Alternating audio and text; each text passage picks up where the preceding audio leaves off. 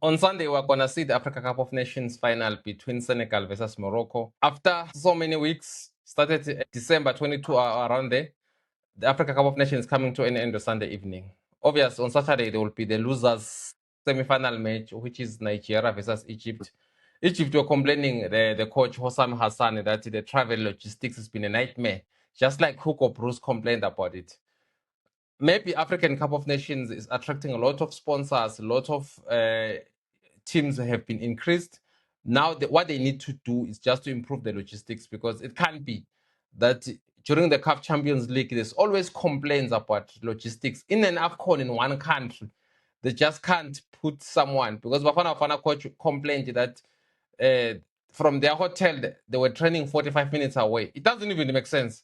Imagine someone is based in Four Ways, Johannesburg, then is training somewhere in Pretoria. Why? What is that? What is that? Why would you do that and put people so far away for training? It doesn't even make sense.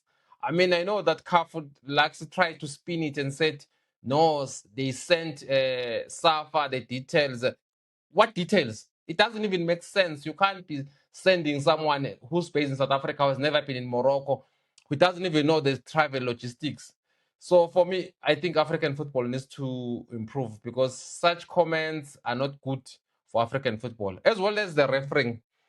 Guy like Samuel Eto'o has just been fined 20,000 US dollars for, they say he was not happy when Cameroon lost to Morocco. Obviously, they immediately fined him. When did they took a disciplinary process? How did they know that he needs to be fined so much money? 200,000. Yes, Samuel Eto'o is a multimillionaire, but 20,000 US dollars to fine a president for not being happy after the match, I think that's nonsense. CAF must do that. They must stop being like making money through fining people. Obviously, it's nonsense to fine a football association president because he was not happy because of bad refereeing. Even the Cameroonian supporters were not happy with the ref. So people must be happy when their team loses. Honestly, CAF can do that. CAF didn't stop there. They went on to ban Samuel Eto'o for 4 matches. Coach, before we go to the final, what's your take about this banning of Samuel Eto'o for 4 matches? It's even gonna make the final, the whole logistics of this Africa Cup of Nations. Yeah, well, Nadim, I'm one person who does not condone bad attitude or bad act towards the referees, because I believe, as a player of a former player of Ed, or the newly president now, he is somebody who understands the game better. But you know, football is a game of emotions. You cannot sit there and say, "No, I've played the game. I understand when the referee does this." I mean, we've got a right to question the decision of the referees, as much as it won't change anything. But if we feel something is not being fair to us, I think it's only fair that we sit down before you ban anyone. Nadim. We've got what they call VAR, we've got the recordings. You can sit down, look at the games, get him in the disciplinary hearing, play the game, and then let him appeal his case, let him say what he feels, and show you there, so that maybe we can improve. But if we just go into just say, no, you are banned because of how you behaved and all those things, yes, we don't condone the fighting and all those things, but we also understand, we need to understand that referees are human beings, they make mistakes, but you can't make mistakes one-sided. You cannot always be making a mistake that will be costly for the other team. You see, so it's very very disturbing, especially in football, with the fact that you have VAR, and then there's so many mistakes, there's so many decisions that have been questioned, only one-sided. I honestly feel sorry for Eto and Cameroon, and I hope, with the president being South African, maybe he needs to come back, sit down, relook into this thing, and maybe we can do better, because we cannot always be banning and then fining people, where else no one goes into the game and look at the game and say, but hold on, the referee made a mistake here and there. How do you expect somebody to take it? So I think we can do better. We can do better as a nation. No, fair enough, coach. We can do better as a nation. The refereeing in this tournament has been bad, especially for teams like Nigeria complain about the same thing. Even the appointment of referees, Cameroon, even the fans on social media, you can see they are not happy. Let the best team Yeah. win. I mean, I don't understand. I did say Morocco's gonna win, but it looks like Morocco is the one that benefited the most with refereeing. But coach, you are not there now. Let's look at the final. Senegal is playing. We know that their coach Thiago, it's his first. Actually, you can say chance to reach a final. He's never reached a final. He's not the same guy. The same guy who reached the final in 2021 when Senegal won the AFCON against Egypt. It was Aliou Cisse. Obviously, the current Senegalese coach is also a former player who understands how is it like playing in a tournament, who understand how is it like also reaching this kind of stage of as a player. Obviously, I remember Senegal at one point in time they did lose in the final to Cameroon. What is it that they need to do, a team like Senegal, to go on to beat a team like Morocco? Well, Nadim, you know, having played the game does not necessarily mean that you will get the things going right. But when a former player does coach and gets to the final, I mean, it shows that some players were chosen, you see. So it's good for the coach to be reaching his final. I mean, this is the same team that just recently won it. I mean, look at when last did Morocco win it. So Senegal has won it more recently, and they've got a team, they've got players that were there.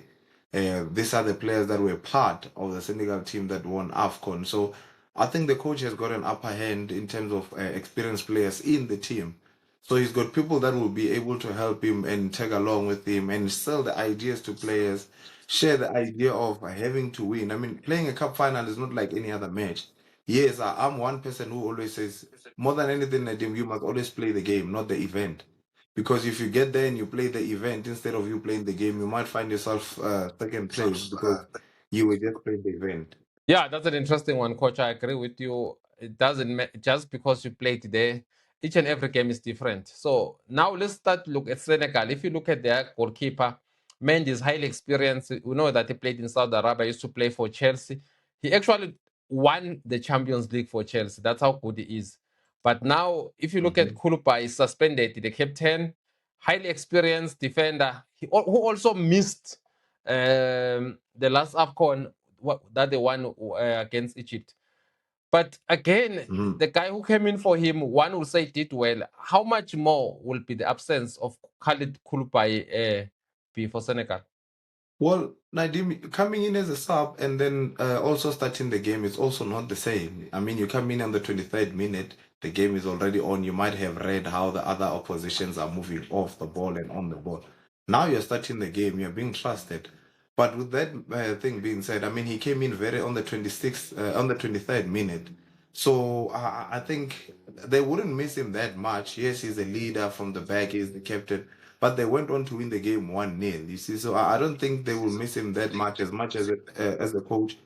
You would love to have your full squad without injuries or any suspension. So it is gonna be a bit tricky for Senegal without Koulibaly, but they've got a team. They've got a team that can actually cause upset. We just spoke about the keeper or Mendy who moved from Chelsea, which for me was very strange. I didn't understand that. But you also have Diouf, you also have Data on the No, right. Saudi Arabia, it's You've easy, got coach. Saudi Arabia came with a lot of for money, one coach. They reason. pay those people. So Chelsea just saw the money and sold him. Yeah, even So you him, don't they even gave look him at an money. offer that he couldn't refuse, coach. So it's one of those things. If same thing with N'Golo Kante, same thing with Cristiano Ronaldo. He left Manchester United to Saudi Arabia. Once they come up with the money, my man, you're not gonna refuse. Yeah, God. Yeah, so you Yeah. look at that. Also, man, you need to understand, Nadim, as much as Koulibaly is the center back, but there's players in front of them, which I think for me they've done very well. You look at Idrissa Gueye and Pape Gueye, the double pivot there in the center, with Kamara all most of the time playing as a 10. And the team has played very, very well. And I think those two, the double pivot, the Gueye, Idriss and Pape Gueye, they're doing their job very well. So I think Senegal really, really has a team that can cause an upset.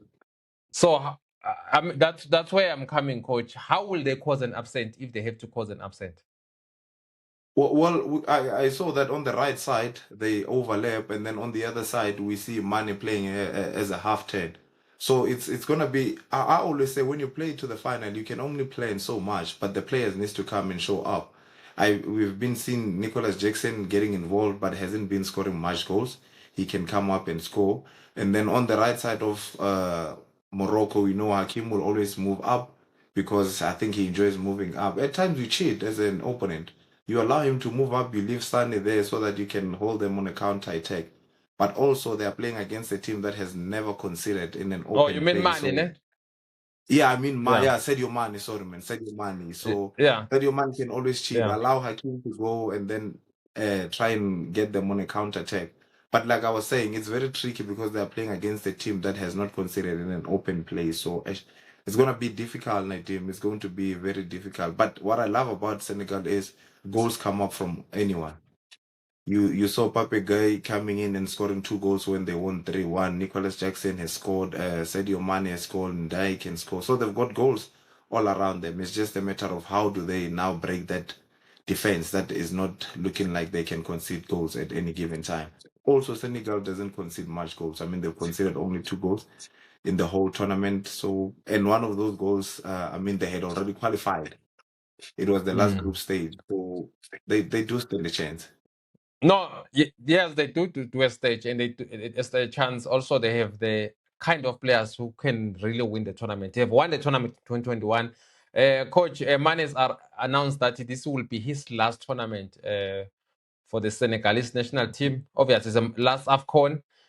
It might play in the World Cup in June, of which is gonna be maybe after that is gonna retire. I think that's what's gonna happen because it's rare where you find a player who can retire in a tournament. I think it's fading himself out. How much more will it take? Or because in the tournament so far he has already scored 2 goals and 3 assists. Have you been impressed with his performance so far overall? How will the attacking team? You've already touched in the midfield and the defenders. Tell me about it, Jackson, Mane, and Diaye. What is it that they need to do to break this stubborn defense? Because this defense, let us be honest, coach, is very stubborn. Aguet and Masina and Hakim Mazroli, they are yet to concede from open play. I don't count that penalty Yeah. against Mali. They are yet to concede. That's a fact. In so many matches Yeah. that they played, yeah. Well, Nadim, you know, Nicholas Jackson, one thing I love about him is that he's mobile. He's very mobile. He moves on and off the ball and he doesn't just stay in the box. So, with Sadio Mane having said that he's retiring, it makes sense. I don't know who was it, one of the former England saying, you need to leave football before football leaves you. So I think he's leaving at a very right time. So let him play, win this AFCON, hopefully, and then go to World Cup with this team. And one thing that I've realized about him, he's a team player more than anything. So I think that also counts. Yeah, no, definitely it counts, coach. And then Jackson also has not really been delivering the goals as we expected him. We know that he plays for Bayern Munich also, but players like Ndiaye and Gay from the middle of the park and Kamara can come in and score. Goals can always come on. Let's move, coach, and go to Morocco. This Moroccan team, as we have alluded earlier on, it's been very impressive. If you look at Mhm. the kind of matches that they played, Bono is yet to concede a goal from open play, which is impressive. And we saw what he did against Nigeria when he saved one of the penalties with one hand. That just shows how good he is. Then we've got Akwet and Masina in the central defense. They've also been like very solid. Then Hakim and Mazrol on the left. Then in the middle, they've got Ainoni, then Kanous and Salbari in the middle of the park. On the right side, then we've got Diaz, who plays for Real Madrid, and El Zaol and Kabi. The interesting thing about coach, this thing before you come in, both teams, if you look at their squad, they've got European born players, not base players. 95% of the players in this Senegalese team, only Gay and Jackson and Mane were born in Senegal. The rest were born in Europe. Only Jackson played his football at one point in time in Senegal. The rest were born in Europe and played their football in Europe. So are they really Senegalese players or they European players? Because I always hear people lying, saying France win with African players. Those players are French. They were born in France. They were born in France. What's your take about that? Also, do we really cannot in Africa develop players who can perform at that stage? And also, if you look at a guy like Diaz, is not a starter at Madrid, but he will be the top player of the tournament. Definitely, it's going to be the best player of the tournament, win or lose. I don't see anyone who's going to be. I think it's going to be the player of the tournament. He's already scored 5 goals from the group stages up until the quarterfinal. He scored in every game. Then you've got also the goalkeeper, Bono, who also used to play for Sevilla. Now it's Saudi Arabia because of a lot of money that they offered him. It's a player that was born in Canada. He's been one of the best goalkeeper in Africa. At one point in time, he was an African goalkeeper of the year. He's also the same goalkeeper who took uh, Morocco to the World Cup semi-finals in Qatar in 2002. For me, it looks like this team is very scary, coach. Yeah, no, they're very scared, man. You broke down them very well, man. You just spoke about Sarabi, man, in the midfield. I think because he's not scoring too much goals, maybe majority of us might overlook him over because of what Diaz is doing on the other side. But he's been playing a very important goal or a very important yeah for the team. He's been a very vital player. I think at times he sacrifices himself just for the team to play, and that's what you need in a team. You need certain players to understand that we cannot all be shining. Let's allow somebody else to shine, and I think the team has allowed Diaz to be doing extremely well. And then in that sentence, you cannot overlook the fact that El Qabi, the guy who I think he came in as a second striker, but then was given a chance, he scored the most beautiful goal, and then after the first game he went to the second game to say I can do it again, and he did it. And now I see he's the first choice striker in the team. So this is indeed a very what do you call this? A very dangerous team. And at the back, Nadim, I don't think we can overlook that. And it's a continuity. I mean, it's a continuity of the team that has went to the semi-final, as you have already said. This is the Mm. team that has not lost games or has the most winning streak in the longest run. So it's a very dangerous team. You cannot overlook what Obono is doing. The fact that they took Hakim injured to the AFCON, it says a lot. It says a lot that you don't just take players for experience. You take players that you know that when needed to come to the party, they will show up. I mean, we just saw Amrabat. Amrabat is not part of the team, but he started the tournament, but he got injured, and they pulled in Aine to come in and play that role, and he's doing extremely well. So it looks like a well balanced team.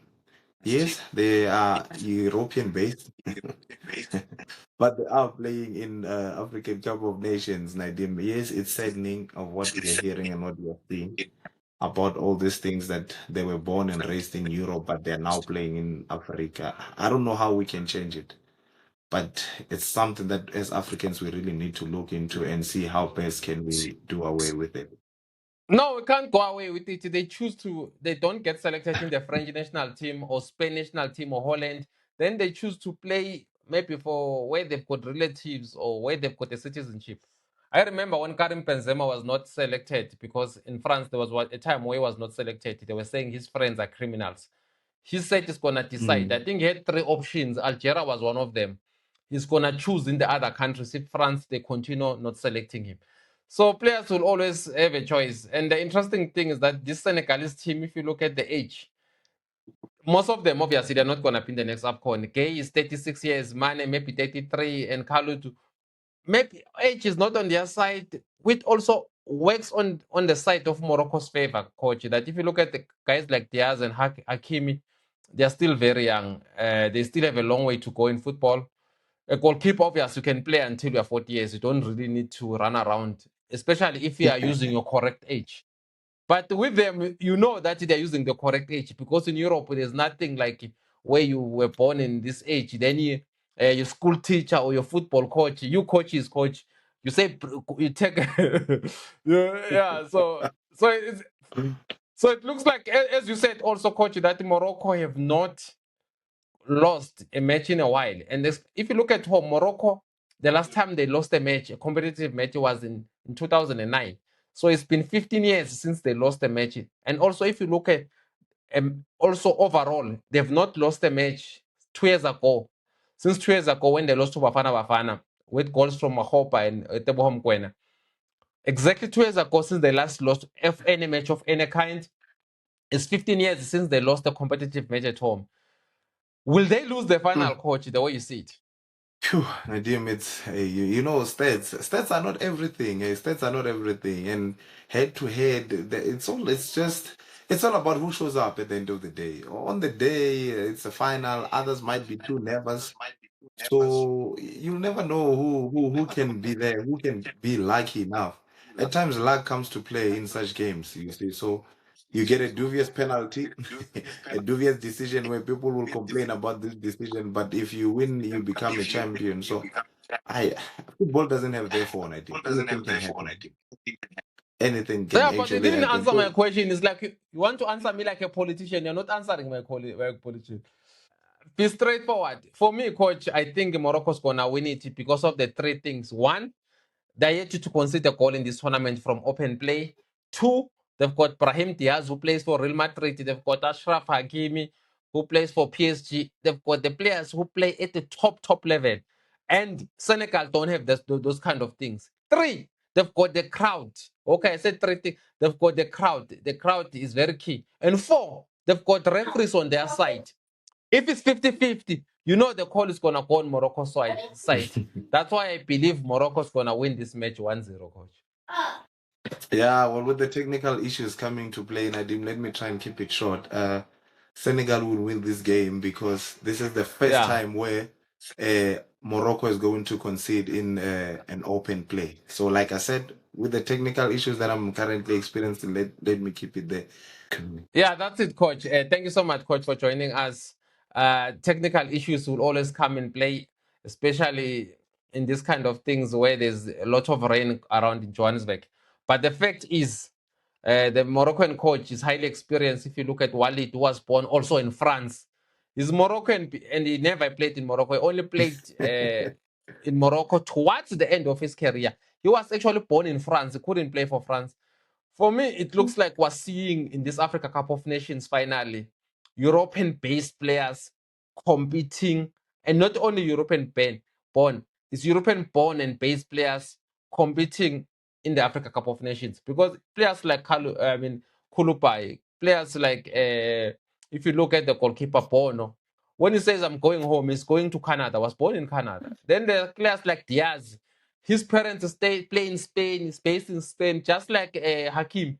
Ashraf Hakim, even during on holidays, when he says I'm going home, he visits Spain, not Morocco. He stays there. I don't know if these players who are gonna play in the final are really stealing an African title, because on a serious note, these players have really done well, and they performed well in an Africa Cup of Nations. Like Diaz is not a starter at Madrid, but obvious for me, it looks like it's gonna be the player of the tournament.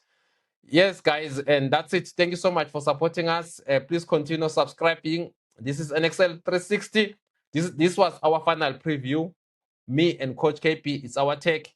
Coach KP, your last word. I need the winner. Who's winning it? The Africa Cup. I don't think you can run away because of technical issues. You still need to give me the winner's name, Coach. Yeah, Senegal is gonna break. It's gonna break hearts come Sunday. One word, the coach. Who's winning it? Senegal is winning it. Okay, coach is saying Senegal is gonna break heights. I predicted Morocco from the beginning of the tournament. I'm not gonna change just before the final. I think Morocco's gonna win it because obviously the crowd will play a key role, and the fans will play a key role also overall, and also the referees and VAR will play a key role to make sure that Morocco wins, as they've been doing a fantastic job. Most of the calls, 50-50 calls, have been on Morocco's side. We'll see you next time, guys. The PSL is starting on Monday. Please continue subscribing and join us next time.